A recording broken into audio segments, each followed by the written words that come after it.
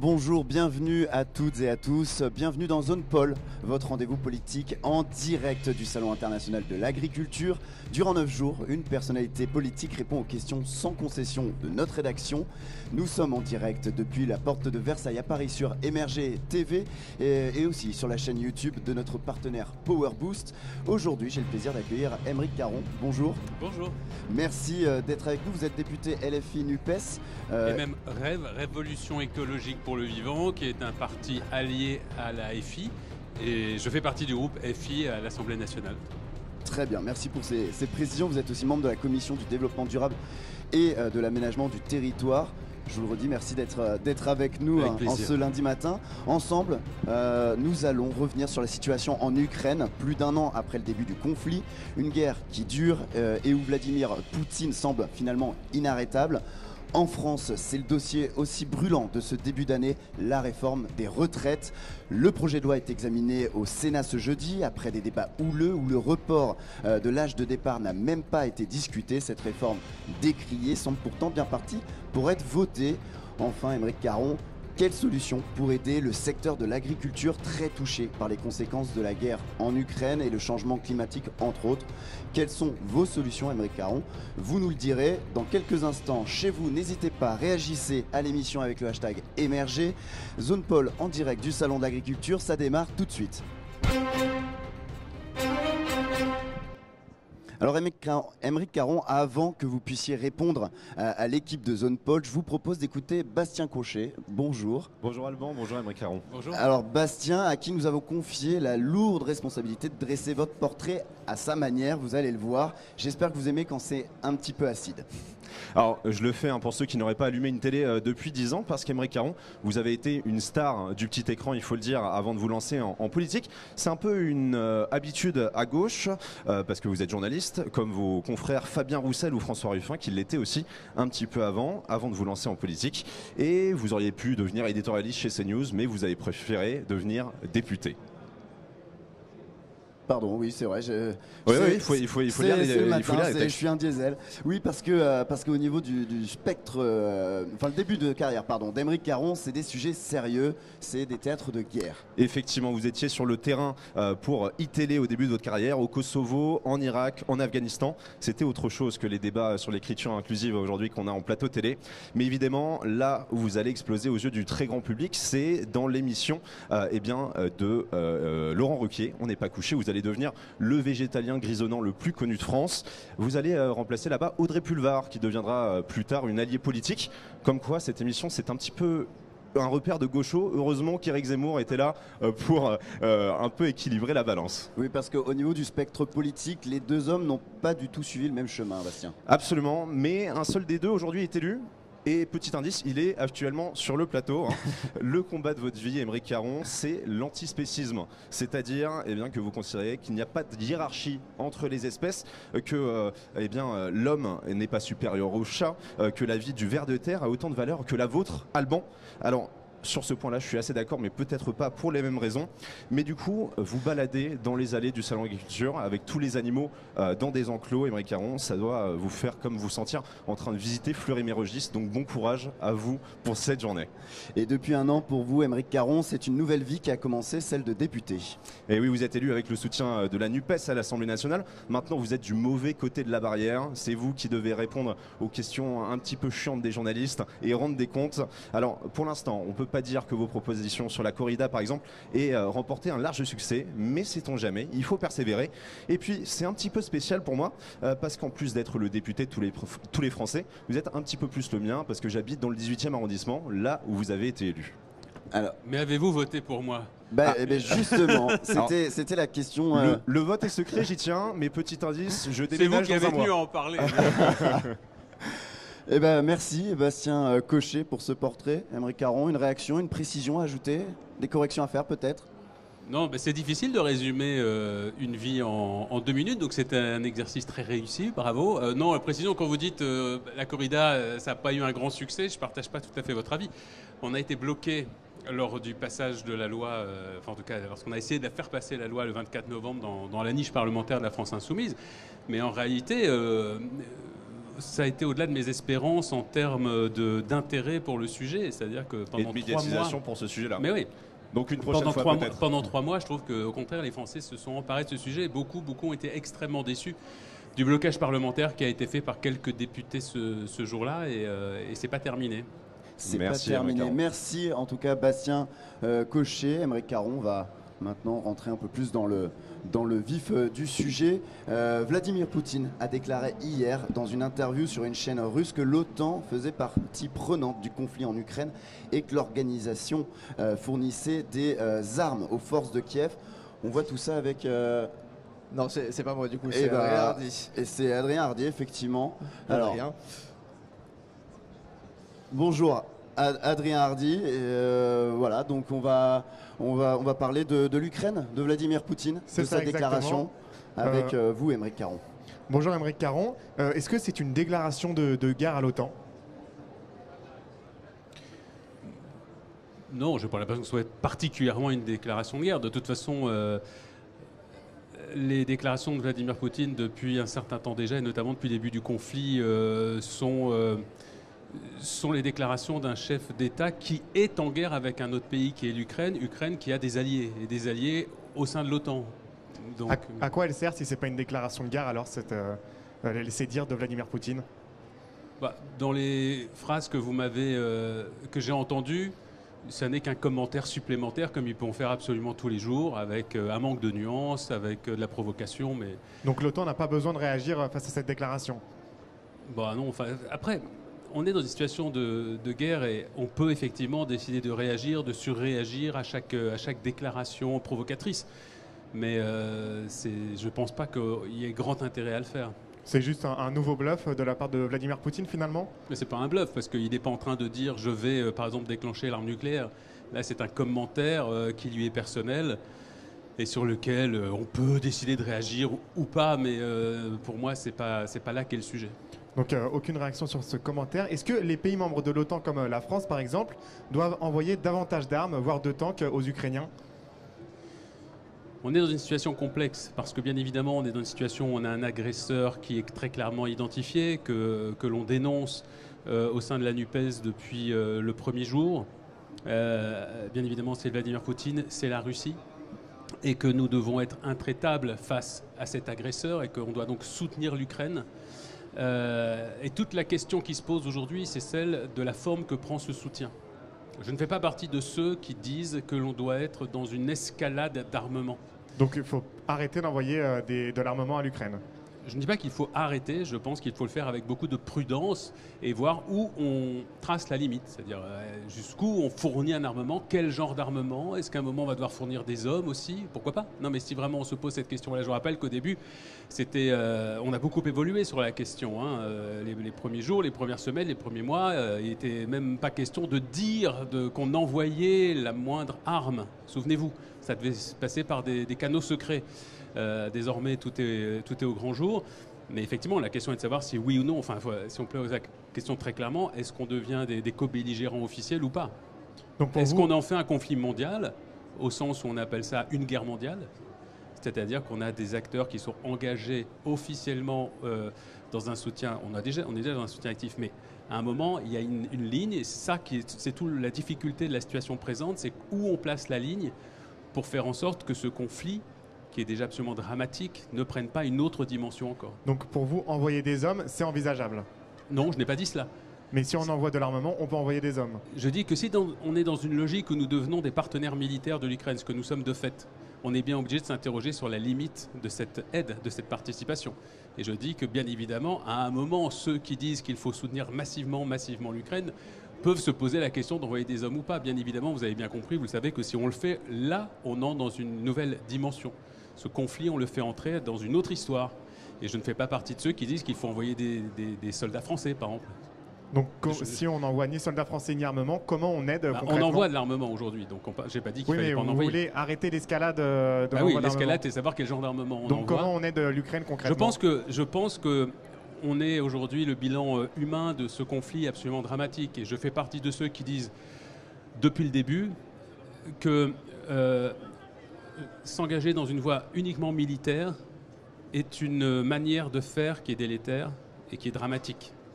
Et je pense que ceux qui ont dit ça dès le début ne se sont pas trompés, puisqu'au moment où on se parle, donc 1 an après le début de ce conflit, on est à plusieurs dizaines, plusieurs centaines de milliers de victimes probablement, parce que les bilans, je lisais encore un bilan hier soir, on voit bien qu'il y a des discussions pour savoir exactement combien il y a de morts du côté russe, combien de morts du côté ukrainien, combien de morts du côté militaire, combien de morts du côté civil. Mais les estimations sont quand même extrêmement lourdes, hein. On parle de plus de 100 000 morts de chacun des côtés. Donc c'est un conflit absolument dramatique. Et je fais partie de ceux qui disent depuis le début qu'on doit privilégier la voie diplomatique. Mais concrètement, donc sans envoyer d'hommes et en diminuant l'envoi d'armement, concrètement... Je n'ai pas dit qu'il fallait diminuer au stade où on était, j'ai dit qu'il faut arrêter l'escalade. Mais comment on fait concrètement pour aider les Ukrainiens ? L'aide, on l'apporte déjà depuis le début, en les accueillant par exemple. Je pense que la France a fait sa part et c'est très bien, heureusement qu'elle l'a fait. Il faut que nous soyons là, que nous soyons solidaires des populations qui sont aujourd'hui martyrisées. Donc nous devons être à leur côté dans cette solidarité, avec de l'aide humanitaire, de l'aide économique. Mais je pense qu'il faut se méfier d'un conflit qui s'enliserait pendant 2, 3, 4 ans et qui ferait non plus 100 000 ou 200 000 morts comme aujourd'hui, peut-être 1 million de morts. Jusqu'où va-t-on ? Donc je suis un pacifiste, moi. Vous savez, comme je vous le disais, je suis membre d'un parti politique que j'ai créé qui s'appelle Révolution écologique pour le vivant, allié à la France insoumise. Et on a, sur toute la question militaire, une vision qui est celle vraiment du pacifisme. Donc, en toutes circonstances, en tout moment, toujours essayer de privilégier la voie de la diplomatie et du dialogue, même avec un interlocuteur qui paraît infréquentable. Pour éviter au maximum, la question qu'on se pose toujours, c'est comment éviter qu'il y ait le maximum de morts. Voilà. Et c'est vrai qu'on peut s'interroger aujourd'hui sur l'efficacité des choix qui ont été faits depuis quelques mois en ce sens, puisqu'on voit quand même que là, les morts ne cessent d'augmenter. Merci Aymeric Caron pour vos réponses. Merci Adrien Hardy. On va donc cette fois-ci parler de la réforme des retraites qui est examinée ce jeudi au Sénat. Le Conseil politique de la France insoumise a appelé solennellement les sénateurs de la NUPES à tout faire pour empêcher l'adoption de la retraite à 64 ans au Sénat. Donc on voit tout ça avec vous, Raphaël Bardena, bonjour. Bonjour Alban, bonjour Aymeric Caron. Les sénateurs socialistes, écologistes et communistes dénoncent une ingérence de la France insoumise sur cette fameuse coordination des sénateurs de gauche.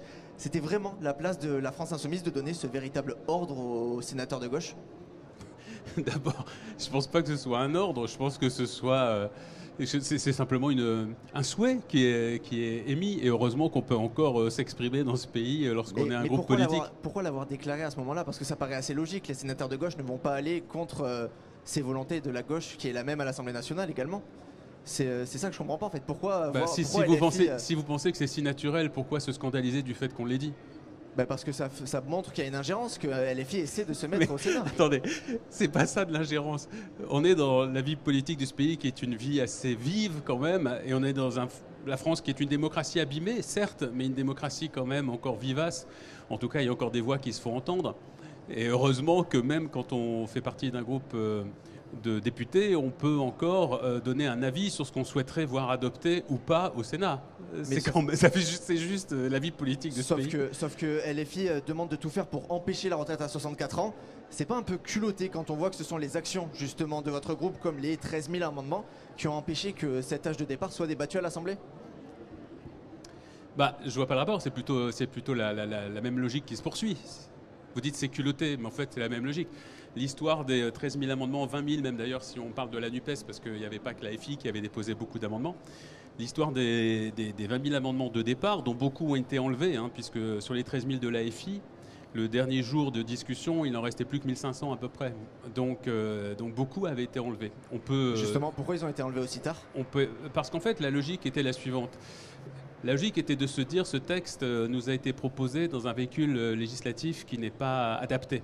En tout cas, qui n'est pas démocratique, puisque c'est, vous l'avez vu, dans un texte rectificatif du budget de la sécurité sociale, avec un délai extrêmement court de quelques jours qui rendait impossible, on le savait, l'examen entier de la loi. On le savait à l'origine, par le biais d'un dispositif qu'on appelle le 47.1. On savait que l'étude du texte serait interrompue le vendredi soir donc de la semaine précédente. Donc on savait de toute façon qu'on n'irait pas au terme. Donc la NUPES, dans son ensemble, pas que la FI, a décidé de déposer beaucoup d'amendements Enfin, beaucoup. Hein. On a vu beaucoup plus dans le passé. Hein. Bien sûr, mais 13 000, enfin même 20 000, non, ça reste considérable. C'est beaucoup, mais il y a eu, je vous dis, il y a eu plus de 100 000 parfois, sur d'autres textes, sans la FI. Pour simplement être ce qu'on appelle maître du temps, c'est-à-dire être capable de dire à un moment, on va accélérer sur cette partie du texte, là, au contraire, on va temporiser. Ensuite, il y avait effectivement une discussion, vous l'avez bien compris, qui était sur le fait de savoir si, oui ou non, on allait à ce fameux article 7. Et le groupe de l'AFI a considéré qu'il y avait un piège qui était tendu par l'exécutif, qui consistait à essayer de faire voter cet article 7, dont à titre personnel, je pense qu'il n'aurait pas forcément été voté. Moi, ça ne m'aurait pas du tout dérangé qu'on le vote. Hein. Qu'on le vote. Est-ce que vous étiez le seul, justement, dans votre groupe ? Et que possiblement, il ne soit pas voté d'ailleurs. Hein, parce que je vous dis, moi je ne suis pas sûr du tout que la majorité relative avait une majorité sur ce fameux article 7, qui est donc celui qui amenait l'âge de la retraite à 64 ans. Est-ce qu'aujourd'hui, et donc, il y avait un piège qui était tendu. Il y avait un piège qui était de fait tendu quand même par Emmanuel Macron, qui était de dire, regardez, on peut faire passer l'article 7 à l'Assemblée nationale. Ça veut donc dire que la représentation nationale est d'accord avec cette réforme, ce qui aurait été de la désinformation pure et simple. Donc c'était cette stratégie-là, en fait, c'était faire durer le temps. Vous dites être maître du temps. Oui. Vous avez déclaré également sur ces 20 000 amendements, même qu'aucun n'était farfelu. Vous les avez tous lus ? Non, j'ai pas lu les 20 000, mais c'est un engagement qu'on a pris les uns avec les autres. Pourquoi déclarer ça alors à ce moment-là ? Parce que j'ai confiance en ceux qui ont mené ce travail, parce que comme je l'ai expliqué, on est 75 députés, donc moi je ne suis pas forcément à la virgule près ce que font mes 74 autres collègues, mais en revanche nous avions des directives très précises qui étaient de ne pas en déposer des amendements farfelus, donc je n'en ai pas déposé, et je sais que mes collègues n'en ont pas déposé non plus. Donc ce qu'on a fait parfois, c'est qu'on a déposé des amendements identiques. Ça, c'est autre chose. Et donc c'est pas farfelu de déposer deux fois les mêmes amendements. Non, c'est pas un amendement farfelu. Là, vous m'avez cité sur une question qui était de savoir si on avait des amendements farfelus comme ceux que moi j'ai dû expérimenter lorsque j'ai déposé une loi sur la corrida, où on m'a envoyé en face, pour justement m'empêcher de voter ma loi, des amendements qui étaient juste stupides, du style nous proposons de faire une piqûre antidouleur aux taureaux, ou alors nous proposons que les corridas ne puissent pas avoir lieu s'il fait plus de tant de degrés ou moins de tant de degrés. Ça, c'est des amendements farfelus. Nous, ce qu'on a fait parfois, c'était des amendements extrêmement sérieux sur la budgétisation, par exemple, des retraites et ainsi de suite. Simplement, parfois, on a présenté le même amendement plusieurs fois pour pouvoir argumenter davantage sur le même amendement. Mais l'amendement lui-même n'avait absolument rien de farfelu. Aymeric Caron, vous l'avez dit, ces amendements, il y en a un grand nombre qui ont été enlevés. Est-ce qu'avec le recul, il aurait fallu les enlever plus tôt pour faire avancer le débat ? Non, avec le recul. Vous savez, on a été contraint à imaginer une stratégie. On a été contraint parce qu'une fois de plus, comme je vous le disais, le chemin législatif qui a été choisi par le gouvernement est un chemin malhonnête. C'est-à-dire qu'on savait qu'on n'avait pas de temps, quelques jours simplement dans l'hémicycle, pour discuter d'une loi essentielle, fondamentale pour l'avenir de millions et de dizaines de millions de Français. C'était complètement biaisé dès le départ. Et donc le gouvernement nous a obligés à imaginer une stratégie. Aujourd'hui, on peut, avec le recul, toujours se dire est-ce que c'était la bonne ? Oui, on peut toujours se poser la question. Moi, je soutiens cette stratégie. Et la presse l'a raconté, donc j'ai aucun malaise à le dire. On en a discuté, on a hésité, on n'était pas forcément sûr et certain que c'était ça qu'il fallait faire. Mais si jamais nous avions eu des circonstances normales pour étudier ce texte, c'est-à-dire pas de limite de temps, eh bien les choses se seraient passées différemment. Aymeric Caron, quand vous voyez les attitudes du député LFI Thomas Porte, qui a refusé de s'excuser pour un tweet contre Olivier Dussopt, le ministre du Travail, Aurélien Saint-Toul, qui lui a traité ce même ministre d'assassin, est-ce que pour vous ce sont des bourdes ? Et ce sera la dernière question de Raphaël. Des bourdes ? Est-ce que c'est quelque chose qu'ils auraient dû éviter de faire ? Non, ce ne sont pas des bourdes. Je crois que c'est pas ce que moi j'aurais fait. Mais est-ce que c'est une bonne chose de l'avoir fait ? Mais vous savez, on est dans un combat qui est essentiel pour l'avenir des Françaises et des Français. Ce qui se joue ici est crucial. Et on a en face de nous une violence qui est différente de celle que peut représenter symboliquement l'image d'un pied posé sur un ballon avec la tête d'un ministre. On a une violence extrêmement forte d'un exécutif qui refuse d'écouter ce que disent les Français, quand 80% des Français disent nous sommes opposés à cette réforme, nous ne la voulons pas. Lorsque ce gouvernement passe en force c'est donc avec violence, eh ben on peut avoir un député qui, on va dire dans l'action, a un mot qui dépasse sa pensée ou un mot qui peut être jugé comme inopportun. C'est vraiment pas grave du tout par rapport à ce qui est en jeu aujourd'hui. Merci Aymeric Caron. Merci à vous Raphaël Bardona, merci à vous aussi Aymeric Caron. On s'approche de la fin de Zone Pol et on va aborder donc le dernier thème de cette émission. Prix de l'énergie, faible revenu, inflation.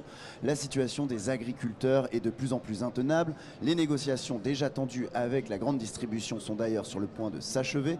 Ces dernières risquent de faire grimper encore plus les prix pour les consommateurs. Axel Rebaud, bonjour. Bonjour Alban. C'est à vous que je vous confie ce thème. Aymeric Caron, bonjour.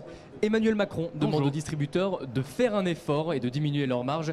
Est-ce qu'il faut aller plus loin que juste l'incitation ? Bien sûr. Le problème de ce gouvernement, c'est que sur tous les sujets qui concernent ceux qui s'en mettent le plus dans les poches dans ce pays, il n'y a que de l'incitation. Je pense que là, aujourd'hui, on pourrait contraindre. Mais alors comment on fait ça ? Comment on a les moyens de mettre la pression justement sur les grands distributeurs ? Tout simplement en changeant les lois, en changeant les règles qui sont aujourd'hui en vigueur. Alors, oui, donc concrètement, qu'est-ce que vous proposez aujourd'hui, Aymeric Caron ? Vous êtes au sein du groupe parlementaire La France Insoumise. Vous proposez quelle loi pour forcer les grands distributeurs ? Je pense qu'aujourd'hui, de toute façon, il faut mettre tout le monde autour de la table. C'est ça déjà. Je pense qu'avant de faire une contrainte qui soit vue comme une violence, justement, je pense que quand on voit aujourd'hui le déséquilibre qu'il y a dans ce qu'on appelle la distribution de la valeur ajoutée, il est évident qu'aujourd'hui, on a, mais c'est pas nouveau, hein, c'est pas que la guerre en Ukraine qui l'a déclenché, ça fait des années que ça dure, qui est aujourd'hui une exploitation des exploitants agricoles qui est absolument scandaleuse. Et alors comment on change ça justement, à l'Assemblée, vous avez un pied justement à l'Assemblée. Alors le problème que nous avons, ça vous a pas échappé parce qu'on a proposé déjà un certain nombre de choses, c'est que nous sommes dans l'opposition. Et qu'on aimerait bien être dans la majorité. Et si nous étions dans la majorité, nous ferions des lois de redistribution de la richesse qui seraient complètement différentes. Vous pouvez quand même faire des propositions de loi, ça peut même être symbolique. On en a fait depuis que nous sommes arrivés. Comme lesquels, notamment dans sur les ce budgets. sujet, en l'occurrence, sur la grande distribution, qu'est-ce qu'on fait alors ? Sur la grande distribution, je pense qu'il faut taxer davantage. On peut tout à fait imaginer des taxes supplémentaires sur les grands distributeurs. Et moi, je suis partisan du fait d'imaginer une échelle de marge qui soit définie par la loi et au-delà de laquelle on ne puisse pas aller. C'est-à-dire que pour empêcher en effet qu'il y ait aujourd'hui quasiment une forme d'esclavagisme de certains, je peux prendre le cas des éleveurs par exemple, des éleveurs qui sont aujourd'hui dans des situations absolument dramatiques, dont beaucoup n'arrivent pas à vivre aujourd'hui de leur activité, ou en tout cas ils en vivent extrêmement mal. Ça veut bien dire qu'il est capable par la loi de définir...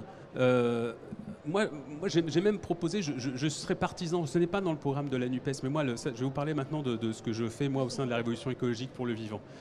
Moi je serais partisan du fait que les agriculteurs soient aujourd'hui considérés comme quasiment des... C'est pas le problème de la NUPES, hein, c'est moi, vous m'interrogez à titre personnel. Soient quasiment considérés comme des fonctionnaires. C'est-à-dire qu'on leur garantisse un revenu. Comme on peut le faire. Donc une forme de nationalisation de l'ensemble en réalité des agriculteurs. Oui, parce que je pense que le domaine de la nourriture, l'agriculture... Ça devrait être du domaine public. En tout cas, ça devrait être un service public au même titre que l'éducation, au même titre que la santé, parce que ce que l'on mange, c'est évidemment essentiel. Ça fait partie des besoins essentiels de tout être humain, comme le fait de se loger, d'avoir également de quoi se soigner. Et donc je pense que l'État devrait intervenir bien davantage et garantir un revenu. On comprend votre point de vue tous les agriculteurs comme une forme de nationalisation des agriculteurs, Aymeric Caron, mais vous comprenez que pour les distributeurs, pour eux aussi c'est l'inflation actuellement. Et aujourd'hui, diminuer les marges pour certains groupes, ça peut signifier devoir se séparer de plusieurs employés. Donc c'est un dégât collatéral que vous êtes prêt à assumer ? C'est pas ce dont je vous parle. Ce que l'on sait, c'est que les grands groupes dont vous nous parlez n'ont pas de problème de bénéfice en réalité. Quand bien même certains diminuent un peu leur marge, on voit que beaucoup de groupes en réalité se rattrapent par l'augmentation des prix. Donc, moi, je n'ai pas, lorsque je regarde les chiffres de l'économie aujourd'hui, je n'ai pas noté que les grands groupes avaient la moindre difficulté financière depuis 2 ans. Il n'y a pas que les grands groupes, on n'a pas que U, mais pourtant, regardez, on a justement le patron du système U, il y a quelques minutes avant le début de l'émission, qui prévoit sur France Inter une inflation supplémentaire de environ 10% dans les semaines et les mois qui viennent. Vous lui dites, pour lui, en fait, c'est du flan. C'est uniquement les grands groupes qui vont artificiellement augmenter les prix pour augmenter leur marge. Non, je sais que certains font des petits efforts sur leur marge. Je pense que ces efforts ne sont pas suffisants. C'est-à-dire que cette augmentation dont vous me parlez de 10%, elle est absolument invivable pour le consommateur, pour la plupart d'entre eux aujourd'hui. Donc c'est qu'il y a bien un problème. Donc, et les groupes dont vous me parlez n'ont pas, à ma connaissance, de difficultés structurelles. Donc je pense que là, aujourd'hui, il y a un effort supplémentaire qui doit être demandé à ces grands groupes. Vous demandez un effort supplémentaire au patron, notamment du système U, qui craint cette inflation. Pour vous, il ne fait pas assez. Oui. Il ne fait pas assez. Comment on s'assure aujourd'hui que ceux qui nous nourrissent soient enfin rémunérés dignement, Aymeric Caron? Vous l'avez dit, voilà, vous aimeriez aller vers une forme de nationalisation des agriculteurs, mais aujourd'hui, concrètement, c'est compliqué de voir ça aujourd'hui. C'est pas très compliqué. Vous me disiez, vous êtes député, qu'est-ce que vous pourriez faire? Moi, si aujourd'hui j'étais aux manettes, c'est exactement ce que je proposerais. Bien sûr, mais avec des si, voilà, on pourrait mettre Paris en bouteille. C'est vous qui m'avez demandé des si.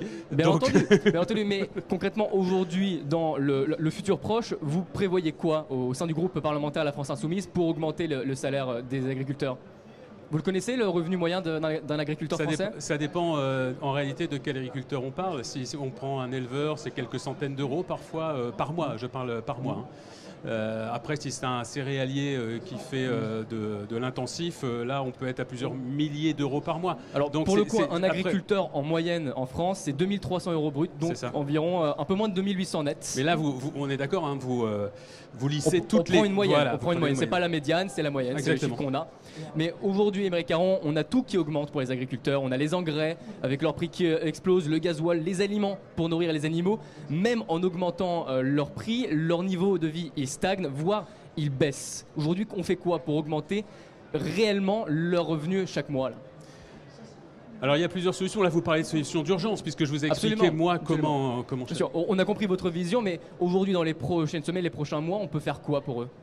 Je pense que d'abord il y a des aides ponctuelles qui se sont distribuées toute l'année en fonction des circonstances. Vous le savez très bien, lorsqu'un secteur est en crise, l'État aide ponctuellement. Donc ça veut dire qu'aujourd'hui on peut aider de manière ponctuelle. De manière ponctuelle aujourd'hui en tenant compte de cette crise. Mais moi je pense, vous savez, que les petites aides, au coup par coup, c'est ça qui est en train de tuer nos agriculteurs en réalité. Je pense qu'eux-mêmes ne sont pas heureux de ce système.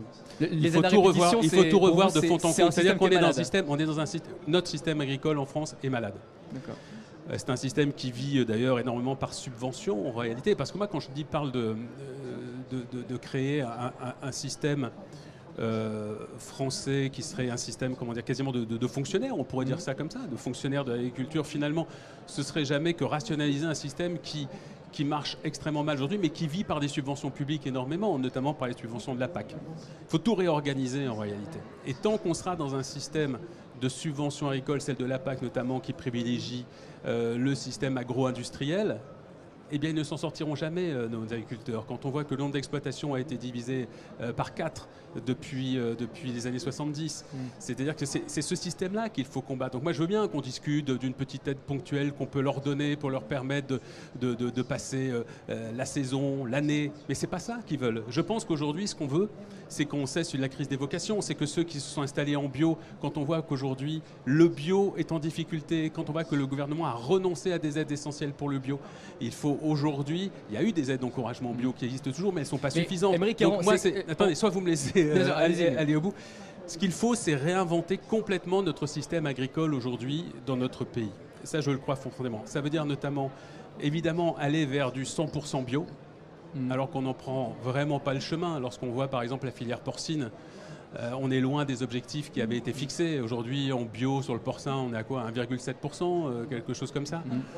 Donc c'est extrêmement peu. Il faut aller vers une végétalisation également de... Moins de viande, c'est ce beaucoup que vous moins voulez de dire. viande, évidemment. Faire une conversion d'un certain nombre d'agriculteurs vers du végétal. Et puis évidemment, une agriculture qui se passe complètement des pesticides. Voilà, c'est un modèle qu'on doit complètement réorganiser. Merci Aymeric Caron. Désolé Axel, je sais que vous aviez encore des questions, mais on doit continuer. C'est le temps. Merci C'est le jeu. Merci. Zone Paul touche à sa fin. Merci Aymeric Caron encore d'avoir été avec nous ce matin. Je rappelle donc que vous êtes député La France Insoumise NUPES et vous aviez précisé... Oui, je suis issu au fait d'un parti qui s'appelle la Révolution écologique pour le vivant, REV, parti allié à la France Insoumise. Voilà, très bien. Eh ben, merci d'avoir été avec nous ce matin. Bonne visite de ce salon. Merci aussi à Adrien Hardy, Raphaël Bardena et vous, Axel Rebaud, pour vos questions. Zone Paul revient demain à 10h. J'accueille la députée Renaissance Violette Spilbou. Mais on ne se quitte pas, pas encore, puisque tout de suite, je vous retrouve avec À travers champs sur MRG TV et Power Boost.